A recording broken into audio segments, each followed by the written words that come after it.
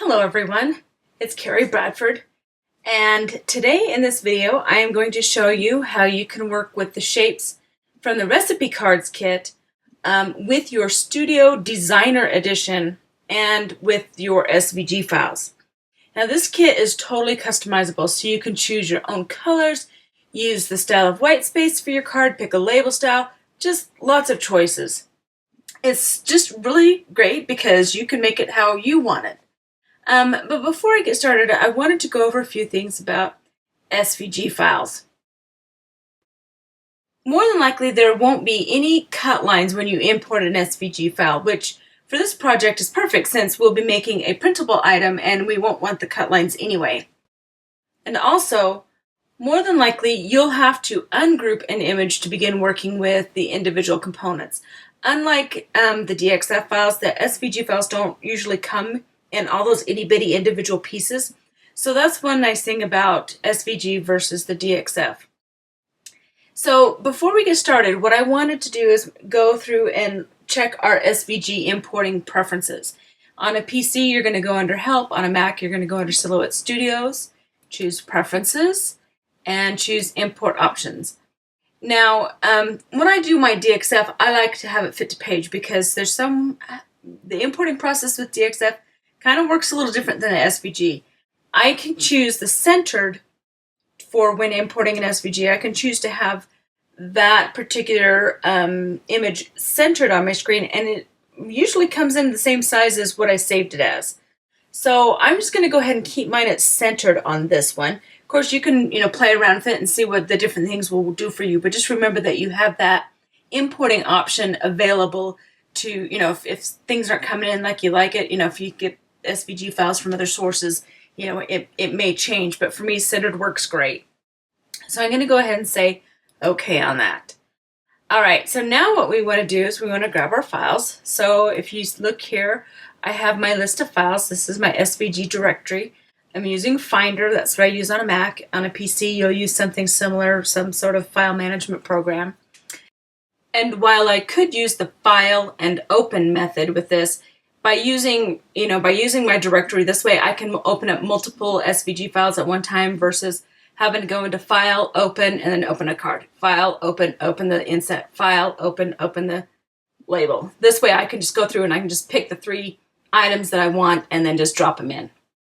On this one, let's maybe, in the DXF one, we played with the 4x6, and this one, let's go ahead and do a journaling card. So I'm going to choose maybe a diagonal journaling card shape. Also, maybe I should point out here, the recipe cards kit is divided into 3 different sizes. You have a journaling card size, which is 3x4. Those are great for project life. You also have a recipe card size, which is 4x6, and additionally you have a 5x7.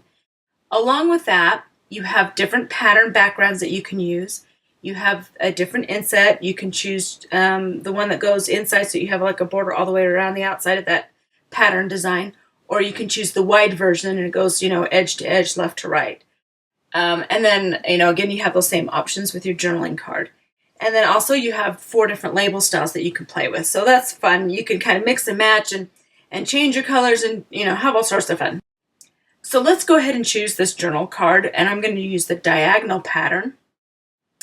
And then I want to have the inset, let's just do just the regular inset, not the one that goes side to side. And then for a label, I'm just going to go ahead and choose the first label. I happen to know that's the one I want. And then I'm going to right click and choose Open With, and I don't have Studio listed there, so I need to choose Other. And then I'm going to come down here and choose Silhouette Studio. And as you can see, it just automatically brought up those 3 different shapes that we just did. So I've got the label, we've got the inset, and then we have the journaling card. So let's start with the journaling card, and I'm going to show you how you can change the colors really easily. Let's just show you a little bit about how it's made up here. As you can see, there is a line that goes around it. This is your cut line, and it also serves as a background fill color, item. And then you have the stripes, and if we were to look at our cut lines, you'll see that we, in fact, do not have any cut lines on this SVG file. So what I want to do first is, again, we're going to have to ungroup it because as you can see, it's all grouped together. I'm going to right-click and choose Ungroup. And now, as you can see, they are, we have two separate pieces here. I'm just going to press Undo to put that back. And now let's go up to our fill color, and we can choose whatever fill color we want. Let's select the stripes, and we can, choose it to tan or blue or orange or whatever color it is that you want. If you want to go into the advanced options, you can come in here and you can pick a different color scheme and just kind of play with it and do, whatever you'd like. The possibilities are endless. This is what's so fabulous about this, is that you can customize it to the color scheme you want to use. And if you're using a journaling card with your project life, you can come out here and pick a color that matches the scheme that you've got going within your album. If you know your RGB value, you can also choose to add in the red, green, and blue values for your color scheme. But I just went ahead and used the little circle here and then the slider to kind of get it to a tone that I like. And then if you want to, you could add a color to your background. And if you just click on that outermost square, you could come up here and change it to whatever color it is that you like. And right now that background color is what's up front. And so we need to move it back. And to do that, you can come up to Object, Arrange, and Send to Back. And now you can see it is behind the stripes. So now you can, again, just come in here and play with the colors and change it however you want to.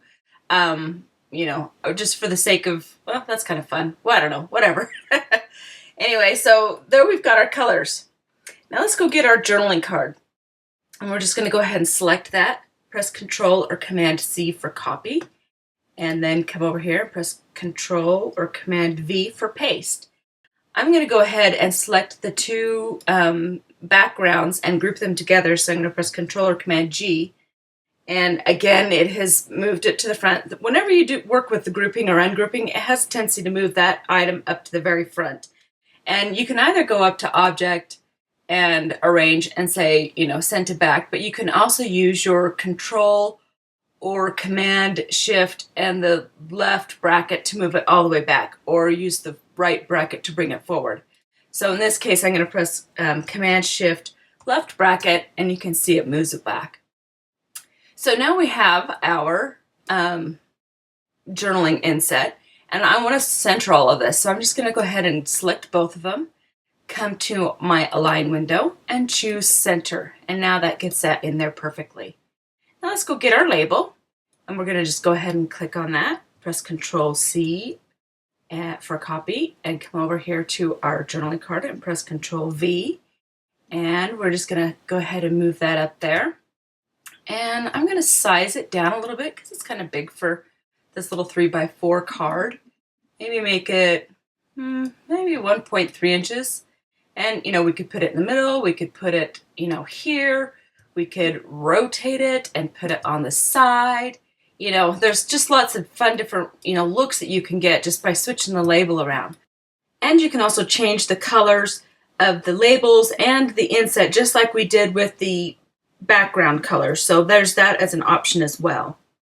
I'm just going to go ahead and put it back to where it was. And maybe I'll just kind of set it right in there.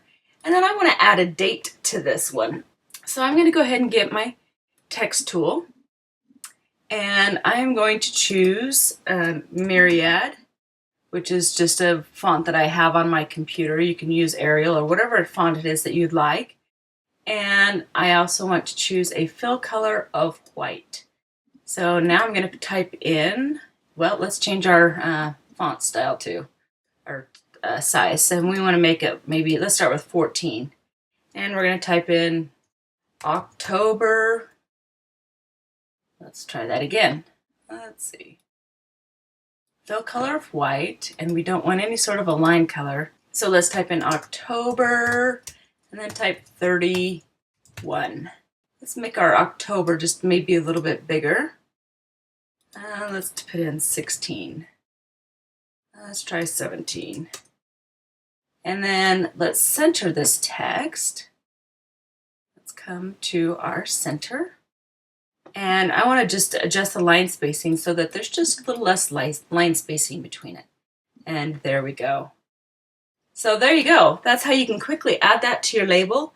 And then you can just print this off. You can turn this into a print and cut.